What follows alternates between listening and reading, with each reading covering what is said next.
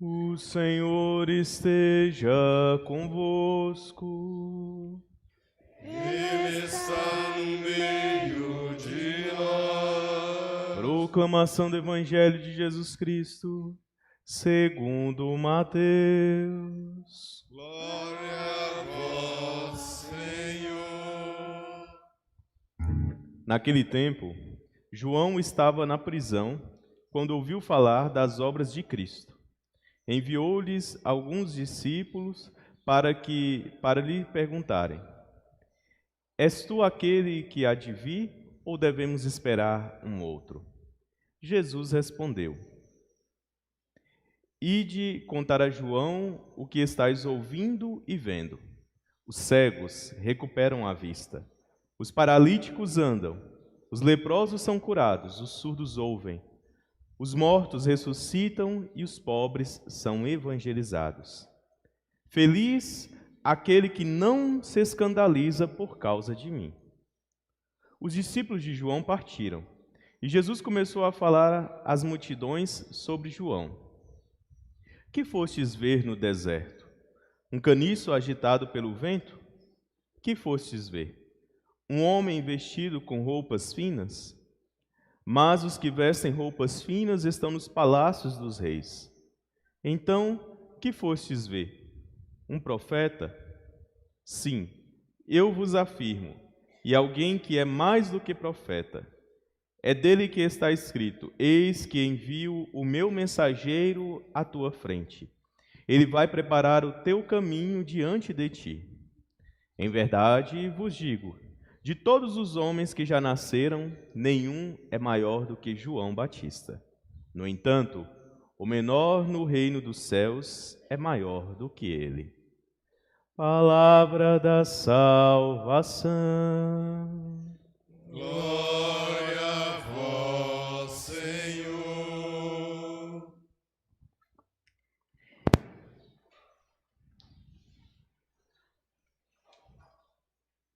A alegria do Senhor é a nossa força. Estimados irmãos e irmãs, celebramos o terceiro domingo do Advento, o domingo da alegria. Quando estamos celebrando os tempos de preparação, o Advento e a Quaresma, nós temos esses domingos em que reservamos para despertar em nós essa consciência de que aquilo para o qual nós estamos nos preparando está chegando. No tempo da Quaresma, o quarto domingo da Quaresma. No tempo do Advento, o terceiro domingo do Advento. E é chamado domingo da alegria porque nos prepara para celebrar esta festa que se aproxima com este espírito da verdadeira alegria. A primeira leitura do livro do profeta Isaías começa justamente isso: alegre-se. Quando a gente fala em alegria, a gente lembra imediatamente dos nossos sentimentos. E como é importante nós renovarmos diante de Deus este sentimento da verdadeira alegria, da plenitude da nossa existência. É lógico que essa plenitude, segundo a compreensão cristã, ela não se encontra nessa vida. Nossa vida é uma vida de busca. E quando nós vamos buscando essa alegria, vamos experimentando ela, ainda que parcialmente, mas ela é verdadeira, deve ser verdadeira nos nossos corações. Por isso, o profeta Isaías vai listar algumas coisas que Jesus, inclusive, cita no Evangelho, como nós acabamos de ouvir, que são fontes e que são símbolos dessa alegria. Inclusive diz: dizei à pessoa deprimida, alegre-se. Dizei à pessoa deprimida, encontre sentido na sua existência. Curai os doentes, proclamai o tempo da graça de Deus aos corações.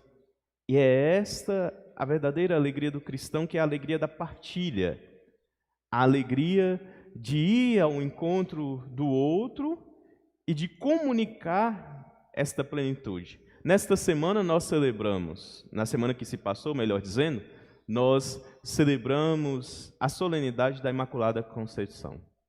E se bem lembramos, ao final do Evangelho, capítulo 1 do evangelho narrado por São Lucas, diz que Maria, após saber que a sua prima Isabel estava grávida, ela foi imediatamente até ela, e esse ir imediatamente, o evangelho não coloca por acaso, apressadamente, como ele coloca, não coloca por acaso essa pressa de Maria, porque é a pressa daquele que quer comunicar uma boa notícia, daquele que quer comunicar o bom sentimento que existe em seu coração, daquele que tem boas intenções.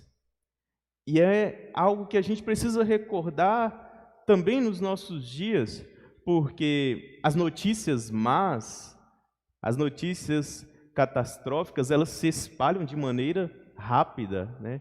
Então nós temos talvez uma facilidade muito grande em dizer sobre as coisas ruins que acontecem conosco ou com as outras pessoas. Mas será que nós temos essa mesma pressa em levar para os outros uma mensagem de felicidade, uma mensagem de comunicação da paz, uma mensagem de esperança ao coração das pessoas? E às vezes nós também, quando recebemos essas mensagens, será que nós as acolhemos com verdade nos nossos corações? Será que temos esta mesma realidade em nossas vidas quando recebemos a visita de alguém, quando recebemos palavras de carinho, de conforto, de animação? O bem precisa ser comunicado e precisa ser aceito também nas nossas vidas. Então é esta a motivação que a liturgia nos convida a fazer, de comunicarmos o bem, de levarmos esta palavra de vida e de salvação, e ao mesmo tempo de recebê-la com amor nos nossos corações, em nossa vida. Por isso nós cantamos no Salmo responsorial: Vinde, Senhor, vinde logo salvar o vosso povo. Não é porque o Senhor não veio, não é porque o Senhor se esqueceu de nós, mas na verdade, quando o salmista canta isso, ele está meio que pedindo para que ele recorde dessa presença de Deus na vida do seu povo. Se bem sabemos, a grande maioria dos salmos, elas foram escritas no tempo de exílio. Que foi o exílio? Foi um momento em que o povo de Deus havia sido expulso da sua terra e preso numa terra estrangeira, seja o exílio da Babilônia, seja os outros exílios que o povo sofreu. E o Salmo é escrito neste período justamente para mostrar esta dualidade do povo, que sabia que o Senhor estava presente e caminhante junto dele, mas ao mesmo tempo ansiava por uma libertação. De quais as libertações que nós precisamos nos nossos dias para vivermos esta alegria diante de Deus? Que a gente não tenha medo de pedir ao nosso Deus: vinde em meu socorro, curar talvez as coisas que precisam ser curadas no meu coração, me ajudar talvez até mesmo materialmente, buscar ânimo para poder lutar pelas coisas do dia a dia, buscar ânimo para poder celebrar a liturgia. Tem muitas pessoas também que perderam a alegria em celebrar a fé, em celebrar as coisas de Deus. Enfim, do que nós estamos precisando? Do que nós estivermos precisando, que a gente tenha essa mesma confiança que o salmista teve, de clamar ao Senhor: recobre no meu coração essa alegria que muitas vezes foi perdendo, seja pelo comodismo, seja pelo excesso de trabalho, de lidas diárias.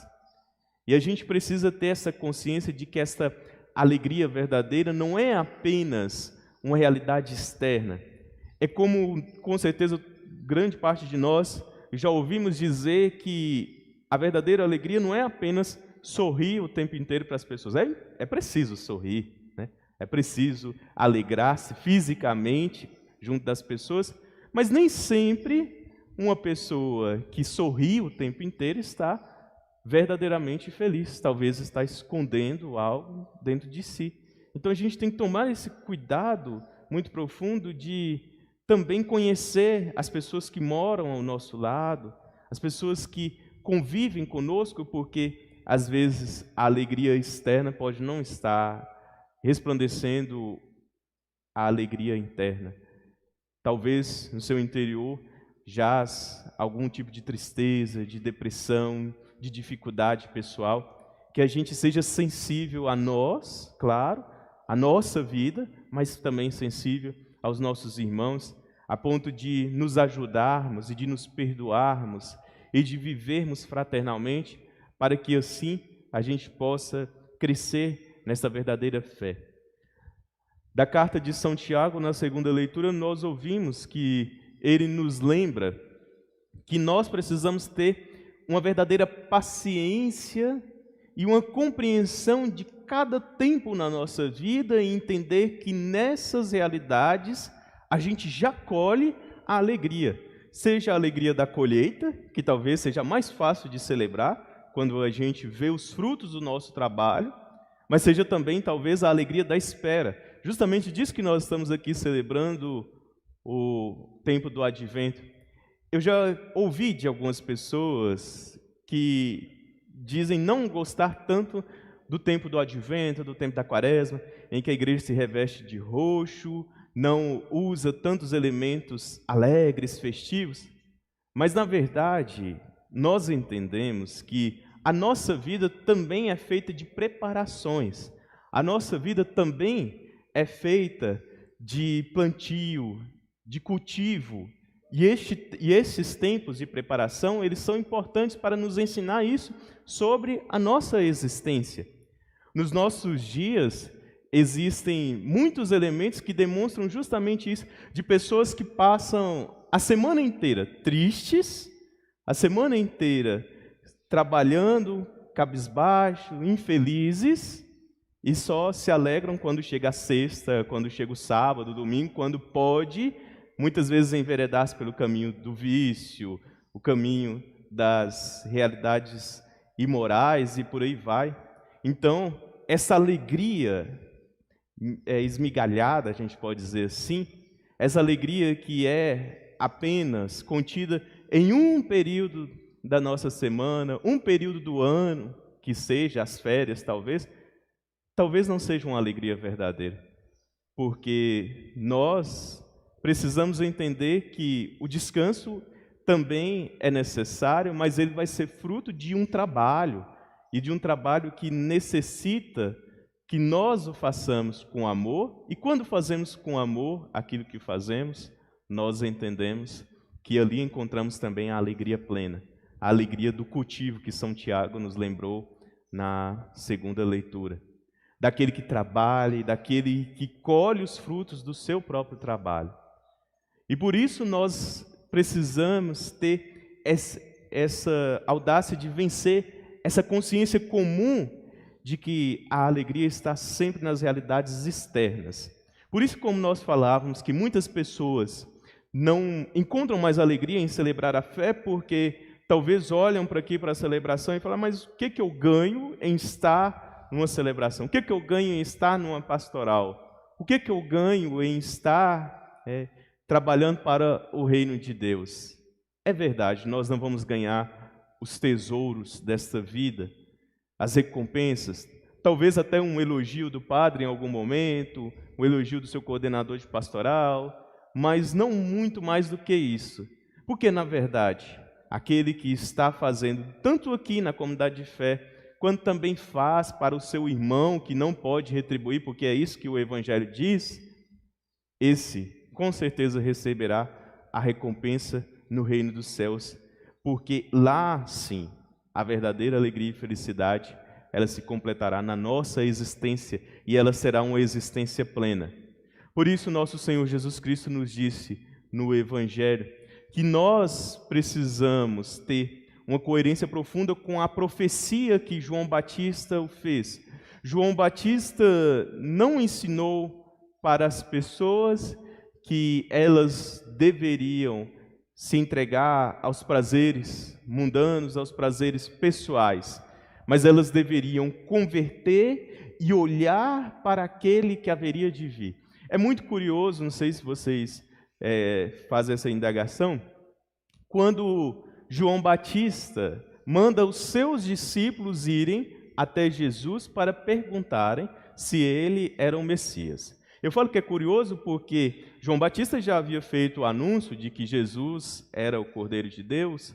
As pessoas já tinham ouvido diversas vezes da boca de João Batista que ele não era o Messias. Mas ainda assim muitos acreditavam que o Messias era João Batista. Então João Batista, olha, cuidado com essa compreensão. Vão lá até esse Jesus para perguntarem se é ele que é o Messias ou se devemos esperar outro.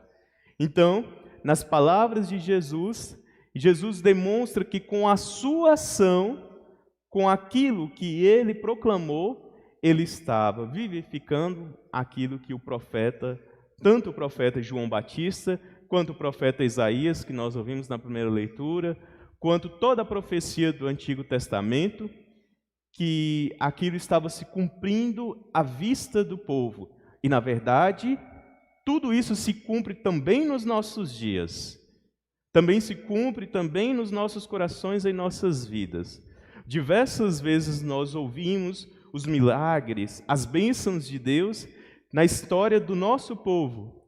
Então, nós entendemos que Deus não deixou de agir em nossa caminhada e nunca deixará.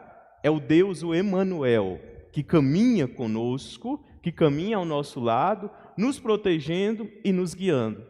Ou seja, não há mais motivos para não termos alegria nos nossos corações. Nós não estamos sós, o Senhor caminha conosco. Nós podemos fraquejar em algumas situações, mas Deus vem para nos dar a força necessária. Nós podemos estar presos a alguma coisa espiritual ou até mesmo material, mas podemos gritar ao Senhor, vinde em meu socorro. Enfim, a nossa vida é essa realidade do encontro pleno com Deus. E quando temos a certeza disso, não há um outro sentimento, não há uma outra certeza nos nossos corações do que viver esta alegria, a alegria da paz, a alegria do encontro com o nosso Deus, a alegria da certeza da sua presença nos nossos corações. Alegremos-nos, não tenhamos vergonha de nos alegrar. No mundo tão cinzento por tantas realidades, tantas coisas, como dizemos aqui, catastróficas, e que nós muitas vezes, talvez indiretamente, colaboramos para isso, para propagar notícias que às vezes desanimam os nossos irmãos. É lógico que a gente precisa ter consciência da nossa realidade, que a gente precisa ter consciência dos males que estão presentes no mundo. Não podemos sermos alienados e dizer que tudo está bom, que tudo está tranquilo e que a gente não precisa mudar o mundo a partir da nossa moção. Mas, mesmo que as coisas estejam difíceis para nós, para os outros, que a gente não perca essa certeza de que o Deus, o Senhor, o Emanuel, caminha conosco e nos dá esta realidade de comungarmos da sua companhia, de comungarmos da certeza da sua presença nos nossos corações. Alegremos-nos no Senhor e que Ele torne o nosso coração cada vez mais repleto da sua presença e do seu amor. Assim o seja. Amém.